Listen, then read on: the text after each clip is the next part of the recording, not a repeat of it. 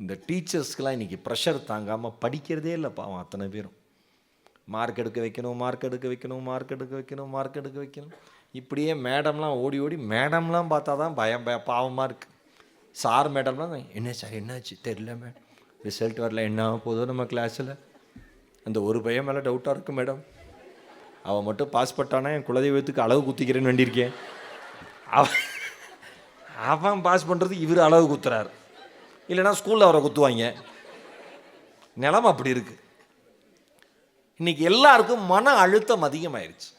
நான் ஏன் இந்த தலைப்பு கொடுத்தேன்னா, பாரதியினுடைய புதிய ஆத்திச்சூடியிலிருந்து சிதையா நெஞ்சுகொள் என்கிற தலைப்பு கொடுத்ததற்கான ஒரே ஒரு காரணம், இன்றைக்கு இருக்கிற வாழ்வியல் சூழலில், இன்றைக்கு இருக்கிற சமூக அழுத்தத்தில், இன்றைக்கு இருக்கிற பரபரப்பான வாழ்க்கையில் நம் அனைவருக்கும் மன சோர்வுங்கிறது அடிக்கடி வந்துடுது.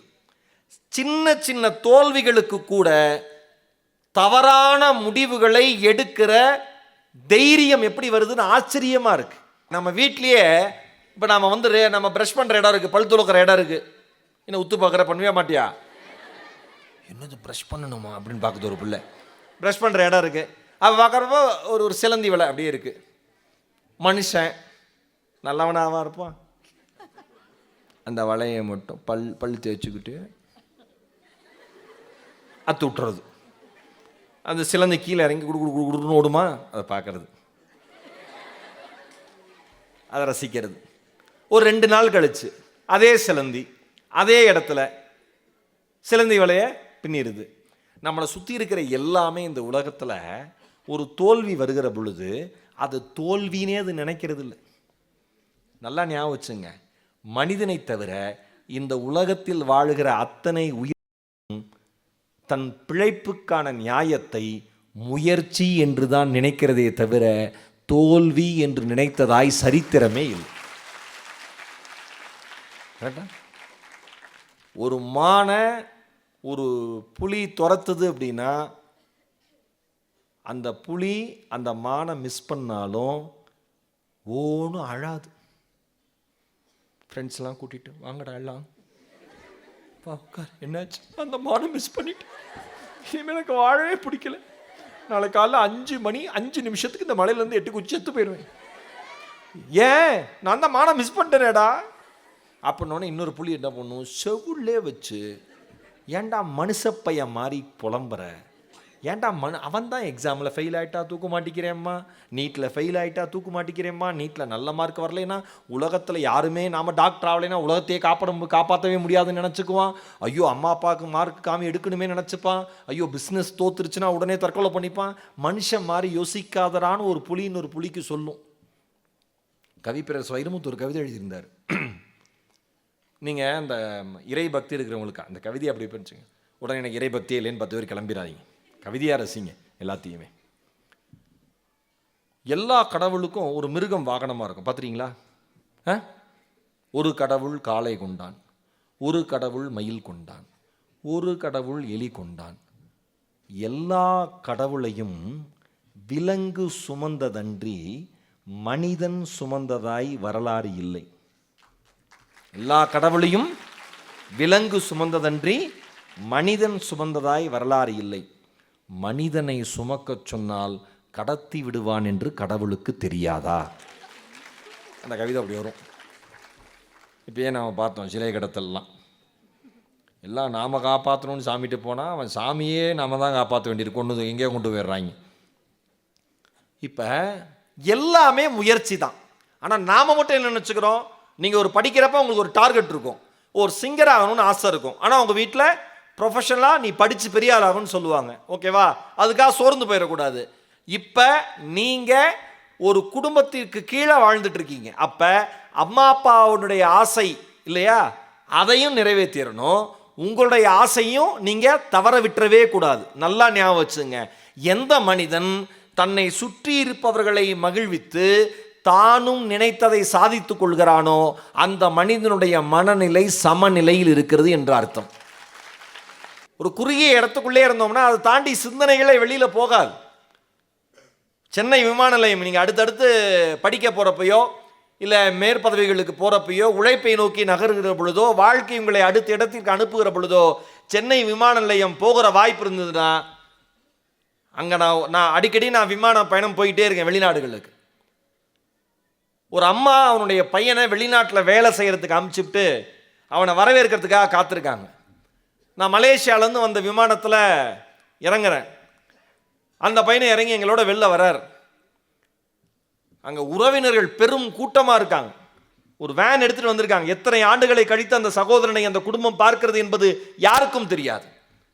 ஒரு வேன் எடுத்துகிட்டு வந்து வேன் எடுத்துகிட்டு வந்து நிற்கிறாங்க போல இருக்கு. அவ்வளோ பெரிய கூட்டம் அந்த ஒரே ஒரு ஆளை வரவேற்பதற்கு. எத்தனை வருடங்கள் கழித்து நேரடியாக அவர் முகம் பார்க்கிறார்கள் என்பது எனக்கு தெரியாது.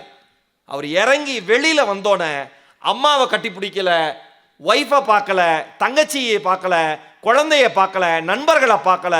இந்த மண் மீது விழுந்து ஓன்னு அழுதான் அந்த ஆளு. ஏன் தெரியுமா?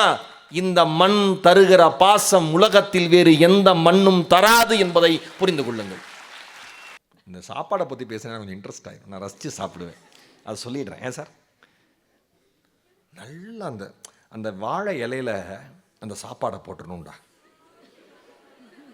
நீ என்ன பண்ணணும்னா, அந்த வாழை இலை மேலே அந்த சாப்பாடு இருக்குல்ல, அரிசி இருக்குல்ல, சோறு இருக்குல்ல, அரிசி சோறு, அது மேலே அப்படி புகை வரும்ல, அதை மூணையும் முதல்ல கண்களால் சாப்பிடணும். அப்படி பார்க்கணும். எச்சி ஊறுதா, அதுக்கு தான் பேசுறது. அப்படி பார்க்கணும். அப்படியே சில பேர் போட்டோன்னா வப்புன்னு திம்மான். அவனுக்கெல்லாம் அந்த சோறு மன்னிப்பே தராது. அதனால தான் இப்போ செரிக்காது. அப்படி பார்க்கணும். அப்படியே கொஞ்சம் நேரம் விடணும். ஏன் அந்த சூடு கொஞ்சம் நேரம் விடணும்? அந்த இலையில் இருக்கிற பச்சையெல்லாம் அந்த அரிசி சோறு இழுக்கணும். கீழே கருப்பாகணும் இலை. அப்புறம் சுட சுட காய்கறியோட சாம்பார் மேலே ஊற்றுனாங்க. இன்னைக்கு அப்படியே கேரட்டும் பீன்ஸும் கத்திரிக்காயும் முருங்காய் தனித்தனியாக அப்படியே எனக்கு ஏன்டா எங்கடா பிறந்தீங்க நீங்களாம் எனக்காகவே. நான் அப்படி தான் நினைப்பேன், எங்கடா பிறந்தீங்க நீங்களாம் எனக்காகவே வந்திருக்கீங்கடா, ரொம்ப நன்றிடா அப்படின்னு. அப்படியே அதை பிசைஞ்சு அப்படியே எடுத்து வாயில் அப்படி ஆனந்தமாக இருக்கும். இப்படி தான் ஒன்றே ஒன்று சொல்லவா, ஒரு வேலையை நீங்கள் ரசிக்கிற பொழுது, ஏன் தோல்வியை ரசிக்கிற பொழுது அந்த தோல்வி உங்களுக்கு பாடத்தை கற்றுத்தருகிறது. தோல்வியை ரசிக்கிற பொழுது அந்த தோல்வி உங்களுக்கான பாடத்தை கற்றுத்தருகிறது. தோல்வியை நீங்கள் ரசிக்காமல் பயப்படுறப்ப தான் அது உங்களுக்கு சிக்கலான சூழலை நோக்கி தள்ளுகிறது. புரிஞ்சுதா தங்கம் நான் சொல்கிறது? நான்லாம் எங்கள் அம்மா அப்பா பேச்சை கேட்க மாட்டேன். கிளம்பி வெளியில் போய் ஊட்டியில் வேலை பார்த்து படி. அது எப்படி சார்? அப்போ பேசாமல் இரு. அவங்களுக்கு தெரியாது சொல்லுங்களா, சிங்கிங் ஒரு ப்ரொஃபஷனாக இந்த குழந்தை வந்துடுமா, ஒருவேளை வரலைன்னா என்ன ஆக போகுதுன்னு பயந்துப்பாங்க. உங்கள் அம்மாவுக்கும் ஒரு அம்மா அப்பாவுக்கும் ஒரு இன்செக்யூரிட்டி தான், ஃபீலிங் தான். ஐயோ மற்ற குழந்தை மாதிரி ஏறக்கூடாது, இந்த குழந்தை மாதிரி ஆயிடணும், இந்த குழந்தை மாதிரி ஆயிடக்கூடாதுன்னு அவங்களே கம்பேர் பண்ணி அவங்க தோற்றுருவாங்க. நீங்கள் ஒரு ஸ்டேஜுக்கு வந்து நான் எடுத்த முடிவு சரியான முடிவு தான்னு நீங்கள் அதை நிரூபிக்கிற வரைக்கும் உழைக்கிறீங்கல்ல, அந்த உழைப்புக்கு மரியாதை கிடைக்கும். அது வரைக்கும் எங்கள் அம்மாவே என்னை டிமோட்டிவேட் பண்ணிட்டாங்க, எங்கள் அப்பாவே என்னை டிமோட்டிவேட் பண்ணிட்டாங்க சொல்லாதீங்க. அவங்க உங்கள் மீது இருக்கிற அக்கறையில் சொல்கிறாங்க, நீங்கள் அதை அப்படி எடுத்துக்காதீங்க. நான் எடுத்த முடிவு சரியான முடிவு என்று உங்கள் தாய் தந்தையருக்கு நிரூபிக்கிற உழைப்பை நீங்கள் எந்த துறையில் வர விரும்புகிறீர்களோ அந்த துறையின் மீது செலுத்துங்கள் என்பது என்னுடைய தாழ்மையான வேண்டுகோள், வேற ஒன்றுமே கிடையாது. அதனால நீங்கள் ஃபெயிலியர் எல்லாமே என்னது, ஃபெயிலியரே கிடையாது, முயற்சியோட ஒரு ஸ்டெப். ஓகேவா? ட்ரை பண்ணுறதோட ஒரு ஸ்டெப்பு தான். நான் படிக்கிறப்பெல்லாம் சிறுவர் இதழ்கள் அவ்வளோ இருக்கும். பூந்தளிர், அம்புலி மாமா, கோகுலம். நான் அரசு பள்ளி மாணவன், அதனால் தமிழ் புக்காகவே படிப்பேன். அவ்வளோ நல்லாயிருக்கும் படிக்கிறதுக்கு. கதை அவ்வளோ அப்படி கதையை பற்றி பேசுவோம். ஒரு கதை சொல்லுவாங்க, கதை சொல்லுவோம். என் பொண்ணுட்டே அப்படி தான், கதை சொல்லுவேன், நான் அவளுக்கு கதை சொல்லுவேன். இப்படி ஒரு கதையின் வழி நடக்கிற உரையாடல் இருக்குது பாருங்களேன், அவ்வளவு அழகு. கதையின் வழி சொல்லுகிற சமூக யதார்த்தம் இருக்குல்ல, அவ்வளவு அழகு. கதையின் வழி சொல்லுகிற நீதி போதனைகள் இருக்குல்ல, அவ்வளவு அழகு. இன்னைக்கு கதையே சொல்றது இல்லை. ஏன்டா படிக்கலன்னு கேட்டால் அதுக்கு தான் கதை சொல்கிறான். ஏன் படிக்க முடியல? எனக்கு ஸ்கூல் ஹோம் ஒர்க்கே அவ்வளோ இருக்குது சார். இப்போ ஒரு பிள்ளை எழுப்பி கேளுங்க, நீ என்னம்மா ஸ்டோரி புக்ஸ்லாம் படிப்பியா? ஃபஸ்ட்டு குலோப் ஜாமுன் சாப்பிட்றப்ப தங்கம் இது நமக்கு ரொம்ப பிடிக்கும் அப்படின்னு நினைச்சு சாப்பிட்டீங்களா? இருக்காது. ட்ரை பண்ணலான்னு சாப்பிட்ருப்போம். கரெக்டாக? எல்லா ஸ்வீட்ஸும் எல்லா ஸ்நாக்ஸும் அப்படி தானே சாப்பிட்ருப்போம். ஆனால் சாப்பிட்டோன்னே மற்ற எல்லாத்தையும் விட அது ரொம்ப பிடிச்சிருச்சு. வாசிப்பும் அப்படி தான். நீங்கள் முதல்ல முயற்சி பண்ணணும், ட்ரை பண்ணணும். வாசித்து பழகிட்டீங்கன்னு வச்சுக்கோங்களேன், ஒரு முறை அந்த சுவை உங்கள் இதயத்தில் பட்டுவிட்டால் வாழ்நாள் முழுவதும் மிகச்சிறந்த வாசிப்பாளராக நீங்கள் வாழ்ந்து கொண்டே இருப்பீர்கள். நிறைய படிக்கணும், ஸ்கூல் புக்ஸை தாண்டி நிறையா படிக்கணும். அது ஸ்டூடெண்ட்ஸுக்கும் டீச்சருக்கும். மகாகவி பாரதி சொன்னாரு, வாழ்க்கையில என்ன நடந்தாலும் பரவாயில்லடா, உங்களுக்கு பிடிச்ச பாட்டு, உங்களுக்கு தெரிஞ்ச மொழியில் ஒரு பாட்டு பண்ணாரு, அச்சமில்லை அச்சமில்லை அச்சம் என்பதில்லையேன்னு சொன்னார் மகாகவி பாரதி. சொல்றப்பே நம்ம ஒரு உத்வேகம் வருதுல. அதே பாரதி அந்த முழு பாட்டில் சொன்னதை புதிய ஆத்திச்சூடியில் ஒரே ஒரு வரியில சொன்னாரு, சிதையா நெஞ்சுகோள், வாழ்க்கையில உன்னை சுத்தி என்ன நடந்தாலும், உனக்கு என்ன நடந்தாலும், உன்ட்டு இருக்கிறது எல்லாமே காணாம போனாலும், உன்னை காப்பாத்துறவன் சொன்னவங்க காப்பாத்தாம போனாலும், நீ தெரிஞ்சுக்கணும்னு ஆசைப்பட்டதை தெரிஞ்சுக்க முடியாம போனாலும், ஐயோ இனிமேல் வாழலாமா வேண்டாமா, அப்படி ஒரு சிக்கலான சூழல் நம்ம வாழ்க்கை இருக்கே, அந்த மாதிரி ஒரு சூழல் வந்தாலும் கவலையே படாத, எல்லாவற்றிலுமிருந்தும் உன்னால் மீண்டு எழுந்து வர முடியும், சிதையா நெஞ்சுகொள் என்று சொன்னவன் தமிழன் மகாகவி பாரதி. ஸ்ட்ராங்கான மைண்ட் வச்சு கிடக்கணும். மற்றவங்க எல்லாம் சொல்ற ஒரு விஷயத்தை நாமளும் பண்ணா மட்டும்தான் அது சரி. மற்றவங்க பண்ணாத பொழுது நாம பண்ணிட்டோம்னா அது தப்பாயிரும், மற்றவங்க நம்மளை கிண்டலா பார்ப்பாங்க. இப்போ நான் ஒரு கருத்து சொல்கிறேன், உங்களுக்கு கைத்தட்டணும்னு தோணுது, இந்த மொத்த அரங்கத்திலையும் உங்கள் ஒருவருக்கு மட்டும்தான் கைத்தட்டணும்னு தோணுதுன்னா, யார் தைரியமாக தான் ரசித்ததை கைத்தட்டுகிறார்களோ அவர்களுக்காக இந்த உலகமும் கைத்தட்ட தயாராக காத்திருக்கிறது. நான் ஒரு நகைச்சுவை சொல்கிறேன், யாருக்குமே சிரிப்பு வரல, ஒரே ஒருத்தருக்கு ஜோக் சிரிப்பு வந்துருதுன்னு வச்சுக்கலாம், மனசு விட்டு சிரிக்கணும். ஏன்? இந்த உலகத்தில் இந்த வாழ்க்கையை நீங்கள் வாழத்தான் பிறந்தீர்களே தவிர அடுத்தவர்கள் வேடிக்கை பார்ப்பதற்காக ஒருபோதும் பிறக்கவில்லை. இதெல்லாம் இந்த வயசுலேயே தெரிஞ்சுங்க.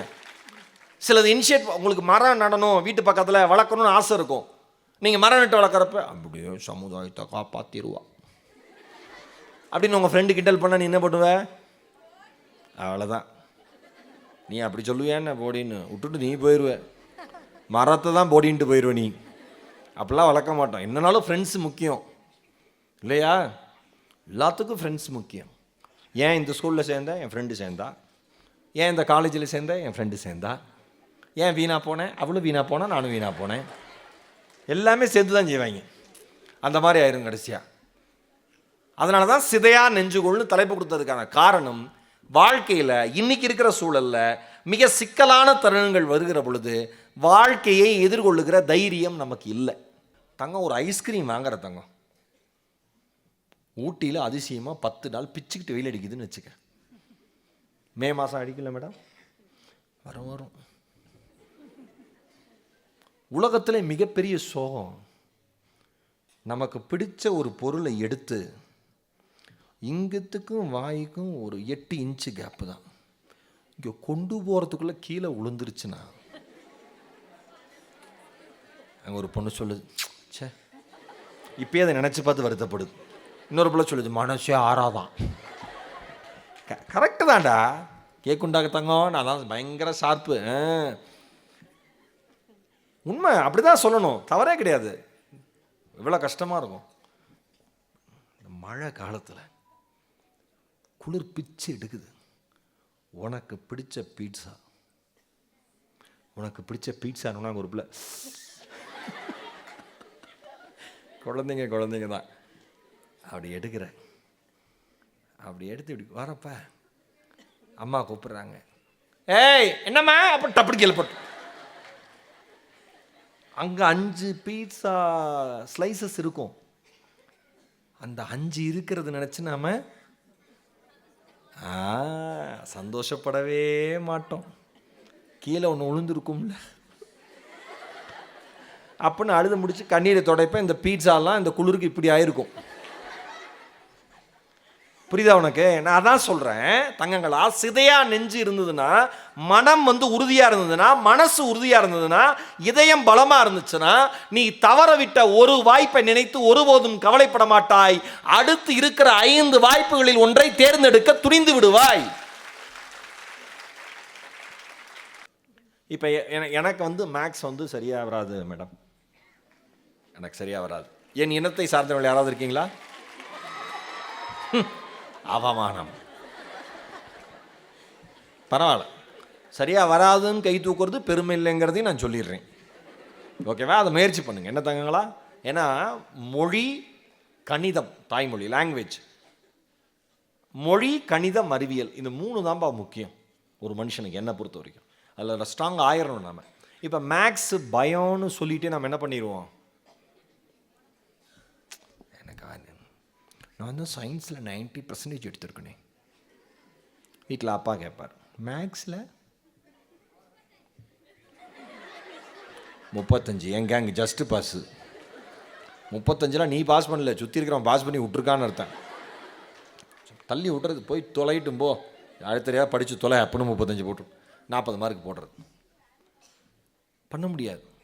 அப்போ எந்த சப்ஜெக்டில் நம்ம வீக்காக இருக்கோமோ அதில் கொஞ்சம் கூடுதலாக கவனம் செலுத்தினா போதும். நாம் ஓஹோன்னு மார்க் வரலைனாலும் பெட்டராக மார்க் வாங்குவோம். கரெக்டாக? நான் ஒன்று சொல்லவா? நான் தமிழ் தான் எடுத்து படிக்கணும்னு நினச்சேன். தமிழில் தான் பெரிய ஆளாக வரணும்னு நினச்சேன். அதுக்காக தான் கல்லூரி படிப்பில் தமிழ் இலக்கியம் எடுத்து படித்தேன். ஆனால் எனக்கு வந்து தமிழ் மட்டும்தான் பிடிக்கும், தமிழ் மட்டும்தான் நான் தேர்வுலேயே எழுதுவேன், பரீட்சையிலே எழுதுவேன்னா 12வதுக்கு மேலே என்னால் தாண்டி இருக்க முடியாது.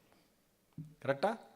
ஒரு பேசிக் எஜுகேஷன் குவாலிஃபிகேஷன் ஒன்று இருக்குல்ல, அதற்கு ஏன் ஒரு பாடத்திட்டத்தை வகுத்தவர்களுக்கும் அரசாங்கத்திற்கும் சொல்லித் தருபவர்களுக்கும் நன்றாக தெரியும். ஒரு மனிதன் எல்லா சப்ஜெக்ட்லேயும் அவனால் கிங்கா குயினா வர முடியாதுன்னு உங்கள் டீச்சர்ஸ்க்கு நல்லா தெரியும். ஆனால் எல்லா சப்ஜெக்டையும் ஏன் எடுக்கிறாங்க? காலேஜ் போனதுக்கு அப்புறம் மட்டும் நீ ஒரு ஸ்பெசிஃபிகேஷன், ஒரே ஒரு கோர்ஸ் மட்டும் நீ எடுத்து அதில் நீ பெரிய ஆளாவா, உனக்கு பிடிச்சது எடுத்து வா அப்படின்னு ஏன் அதுக்கான வாய்ப்பு இருக்குன்னா, ஒரு விஷயத்தில் சிறப்பதற்கே எல்லா விஷயத்தை பற்றிய அடிப்படை அறிவு வேண்டும் என்பதற்காக தான் இந்த மிக்ஸ்டு சினாரியோவே பாடத்திட்டத்தில் இருக்குது. அதை நீங்கள் நல்லா புரிஞ்சுக்கிட்டீங்கன்னாவே போதும். இன்னொன்று, மேக்ஸ் வராதுன்னு சொல்கிறவங்க, மேக்ஸ் வராதுன்னு சொல்கிற இன்னொரு ஃப்ரெண்டோட சேர்ந்துராத. ஏன்? ஜென்மத்துக்கும் வராது. மேக்ஸ் டஃப்டி, எனக்கு ரொம்ப டஃப். ஏன்டி நமக்கு மட்டும் லைஃப்பில் இப்படி நடக்குது? என்ன ஒரே ஒரு குவார்டர்லி எக்ஸாம் பேப்பர் இல்லையா? இதுக்கு உலகமே திட்டமிட்டு உங்கள் 2 பேருக்கும் கொஸ்டின் பேப்பர் கொடுக்குறாங்களா? ரொம்ப டஃப். ஏன் நமக்கு வரமாட்டேங்க? நமக்கு வராதுடி, புரிஞ்சுக்க மாட்டாங்கடி நம்ம வீட்டில்.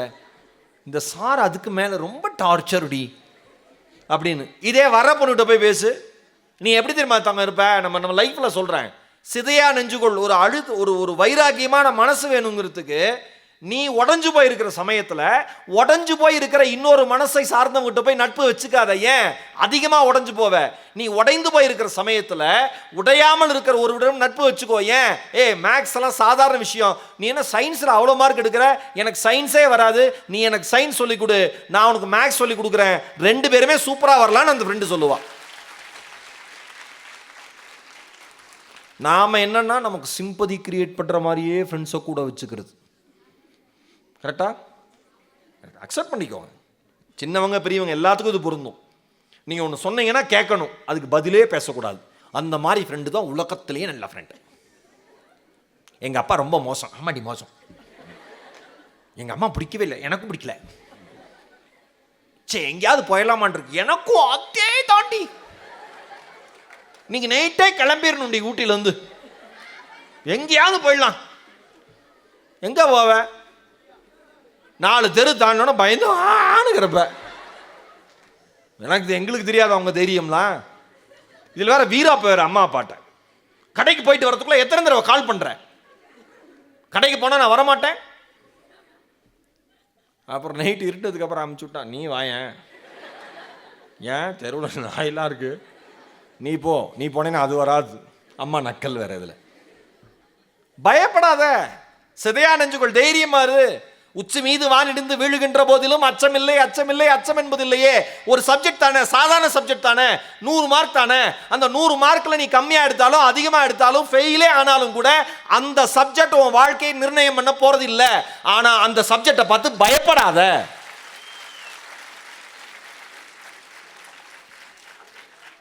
என்ன மாதிரி நான் கவர்மெண்ட் ஸ்கூலில் படித்து வந்தேன், அவ்வளோ நல்லா இங்கிலீஷ் சொல்லி கொடுத்தாங்க எனக்குலாம்.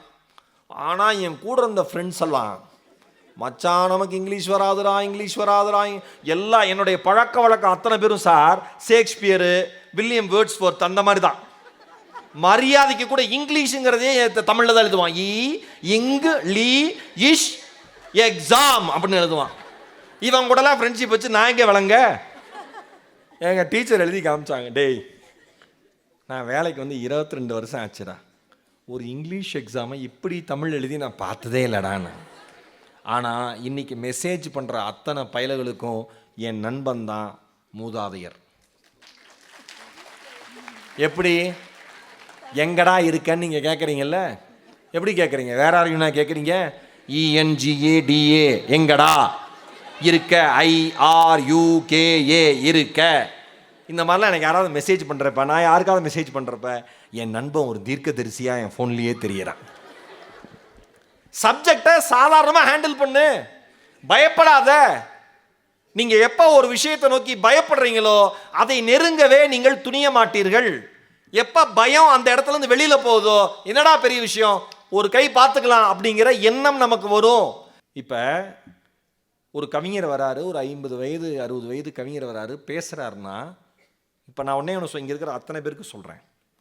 நம்ம அரசுத்துறையில் வேலை செய்கிறவங்க, பள்ளி மாணவர்கள், மாணவியர்கள், ஆசிரியர்கள், பொதுமக்கள் அத்தனை பேருக்கு சொல்கிறேன். தொலைக்காட்சியிலிருந்து வருகிற எங்களை தாண்டி இந்த மொழிக்காக உண்மையாக உழைக்கிற அவர்களை அதிகமாக நீங்கள் கொண்டாட ஆரம்பியுங்கள் என்பது என்னுடைய தாழ்மையான வேண்டுகோள்.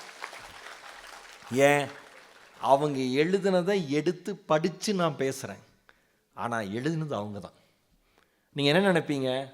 ஒரு அட்ராக்ஷன் தேவைப்படுது இன்றைக்கி எல்லாத்துக்குமே ஒரு அட்ராக்ஷன் தேவைப்படுது.